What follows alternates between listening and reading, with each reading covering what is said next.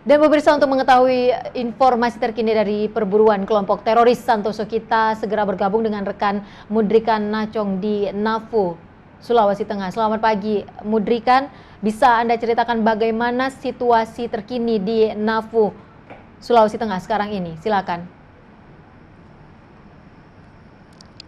Ya, rekan Resya dan Ivo, suasana di pos penjagaan saat ini saya berada di daerah Nafu, Sulawesi Tengah.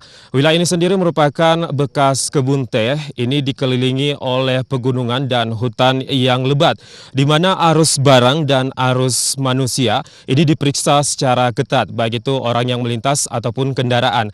Nah, masyarakat yang ingin ke kebun mereka ini wajib untuk menyetorkan kartu identitas atau KTP. Sementara kendaraan yang lewat ini diperiksa kendaraan serta bagian tubuh mereka ini digeledah, termasuk untuk mengantisipasi barang-barang atau logistik kepada kelompok Santoso, termasuk persediaan logistik makanan dan minuman serta persenjataan yang ada. Astri dan Ivo serta pemirsa, hingga tadi malam memang dilakukan jam di mana masyarakat sudah dilarang melintas di wilayah ini dari pukul 5 sore hingga pukul 6 pagi atau sekitar 13 jam. Nah, ini dilakukan peningkatan setelah dua kelompok Santoso ini tewas dan teridentifikasi dari China, Aigur, dan juga dari Bima sendiri.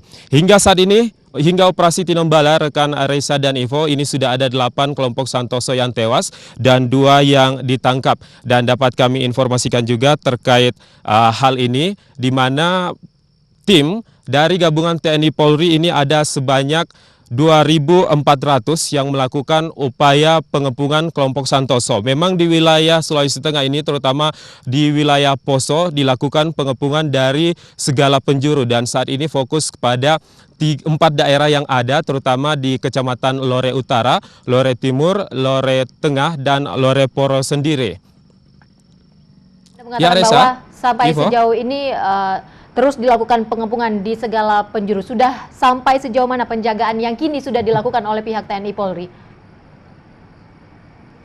Nah, penjagaan yang dilakukan ini sangat ketat. Bahkan jurnalis yang datang ke sini harus mendapatkan izin terlebih dahulu dari posko atau pusat komando yang berada di wilayah ini, walaupun sudah mendapatkan izin dari pihak berwenang dari Sulawesi Tengah. Termasuk kami sendiri masih harus mendapatkan konfirmasi untuk masuk ke wilayah inti sendiri. Nah, kemarin sendiri rekan Ivo dan Reza, ada sekitar 5 jurnalis asing yang mencoba untuk masuk. Mereka masuk dari wilayah Aceh hanya menggunakan visa, namun tidak mendapatkan izin untuk peliputan di wilayah Nafu. Ini terpaksa harus kembali ke Jakarta melalui wilayah Surabaya, seperti itu rekan Reza dan Ivo. Hingga saat ini memang dilakukan pemeriksaan yang sangat ketat. Ada 8 yang berjaga, terutama di sekitar wilayah ini ada 4 posko yang berjaga untuk mengantisipasi kelompok Santoso ini untuk keluar, karena dari informasi yang kami peroleh ini sekarang mereka sudah menyebar dan tercerai-berai, seperti itu rekan Ivo.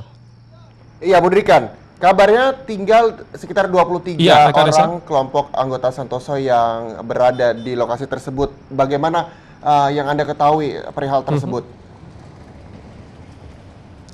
Ya, terkait kelompok yang tersisa, memang kami sempat berada di posko yang ada, berbicara dengan salah satu personel TNI yang memimpin operasi ini sendiri. Dari catatan kami ini tersisa kurang lebih 35 personel lagi, dan ini mereka saat ini sudah berpencar. Yang dikhawatirkan adalah mereka akan masuk ke rumah-rumah warga dan kemudian meminta logistik dan berpakaian seperti warga biasa. Yang terakhir ada seorang pemuda yang kemudian tertangkap dalam kondisi lemah, ini mengambil suplai makanan dari masyarakat, hingga kemudian masyarakat hampir melakukan upaya massa dan dihalangi.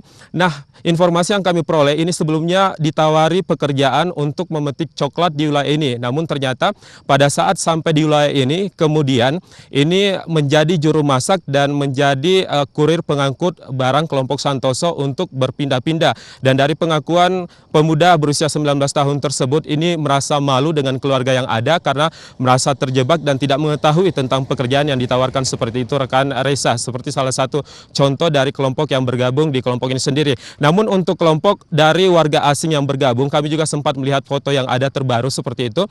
Ini masih tersisa 2 lagi warga asing yang bergabung di kelompok Santoso. Ini sudah ada 2 kelompok dari warga asing terutama dari Aigur yang tertembak mati. Seperti itu rekan Reza. Ada sisa 2 orang sudah bisa terdeteksi bagaimana profil dari 2 warga negara asing yang tinggal 2 orang ini dari 35 tadi ya, Mudrikan. Sudah didapatkan dari data dirinya 35 mungkin? yang tersisa seperti itu. Ya, ada beberapa data diri seperti itu yang dimiliki oleh aparat TNI Polri dari penjelasan yang ada. Ini memang fotonya ada, namun untuk nama sendiri ini belum bisa kami dapatkan secara rinci karena memang masih ditunggu ataupun masih upaya pengejaran yang dilakukan. 2 nama yang sudah teridentifikasi memang merupakan daftar pencarian orang terbaru seperti itu rekan Ivo. Ya, Mudrikan, untuk target pihak kepolisian dan pihak keamanan di sana, berapa lama proses penjagaan secara ketat itu dilaksanakan, Mudrikan?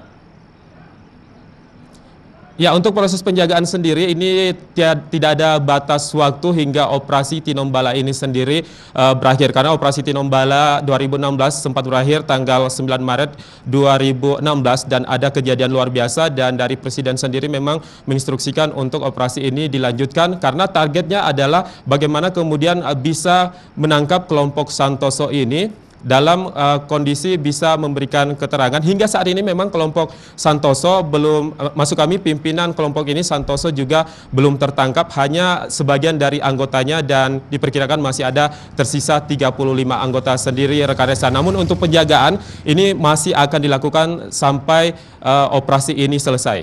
Baik, terima kasih banyak Mudrikan Nachong melaporkan langsung dari Napu, Sulawesi Tengah. Kami akan terus menanti informasi terbaru dari Anda. Selamat bertugas kembali.